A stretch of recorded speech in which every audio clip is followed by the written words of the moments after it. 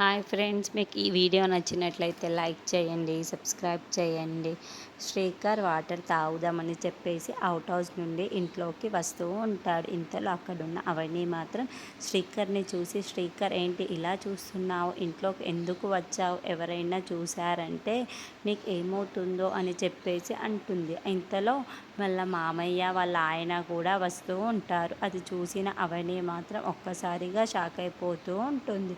ఏంటి ఇప్పుడు వీళ్ళు వచ్చేస్తున్నారా, ఎప్పుడు కానీ శ్రీకర్ని చూశారంటే ఏమవుతుందో ఏమో అని చాలా టెన్షన్ పడిపోతూ ఉంటుంది.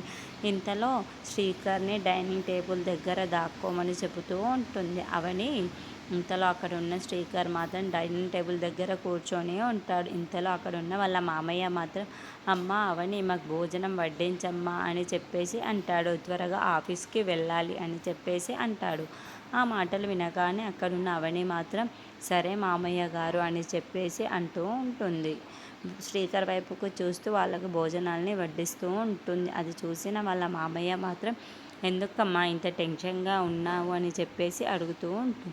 ఆ మాటలు వినగానే అక్కడున్న అవని మాత్రం అదేమీ లేదు మామయ్య అని చెప్పేసి అంటూ ఉంటుంది. ఇంతలో అక్కడున్న వాళ్ళ మామయ్య మాత్రం స్పూన్ కింద పడిపోతూ ఉంటుంది. అది తీసుకోవడానికి వాళ్ళ మామయ్య మాత్రం వంగుతూ ఉంటాడు. అది చూసిన శ్రీకర్ మాత్రం అమ్మో నాన్నగారు నన్ను చూశారంటే ఇప్పుడు ఎంత తగువ అవుతుందో, నన్ను ఎన్ని తిట్టుతారో ఏమో అని చెప్పేసి చాలా టెన్షన్ పడిపోతూ ఉంటాడు.